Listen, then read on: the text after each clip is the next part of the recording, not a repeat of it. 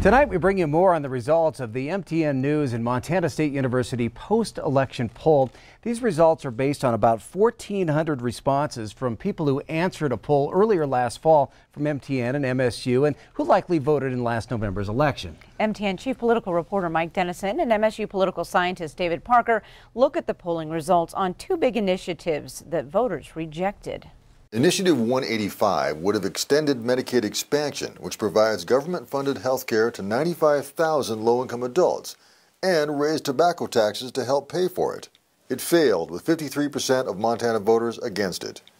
Our poll showed an identical partisan split on I-185, with 79% of Democrats for it, 79% of Republicans against it, and independents 50-50 on the measure. Women slightly favored I-185 by 53 to 47%, while men strongly opposed it, 61 to 39%. The poll also showed I-185 failing among all age groups, except those ages 30 to 39, who favored the measure by a 55 to 45% margin. So did this just come down to a partisan thing on this initiative race?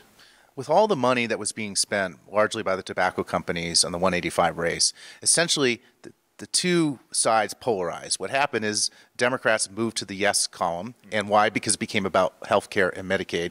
And Republicans and independents overwhelmingly moved to the no column, again, largely I think because of the issue of taxes. So in that sense, this race became polarized and yes, about party issues. And people fell exactly where they expected, which is why the initiative lost.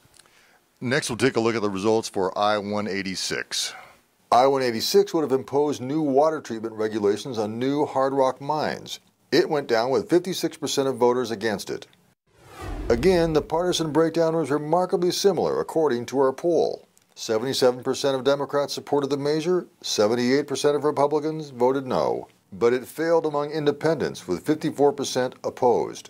Women were split 50-50 on I-186, and men came out strongly against it by another 61 to 39% margin. Those with four-year or advanced college degrees, however, supported I-186 by respective amounts of 58% and 64%.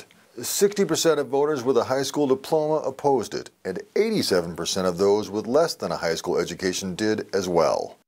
So this time around, is it just the same story as the previous initiative? Slightly different. If you actually look at our pre-poll, Democrats were pretty much firmly in favor of this initiative, and that didn't change pre-post. What did happen in this case is those undecided voters overwhelmingly broke on the no position. And actually, that's what we would expect. That's the status quo position. And so what happened is Republicans then, overwhelmingly moved to no, and those undecided independents overwhelmingly moved to no as a result of the initiative. And I think to some extent, the money was largely dominated by the mining industry, and I think, they were successful in what they were trying to do, which was to stop this.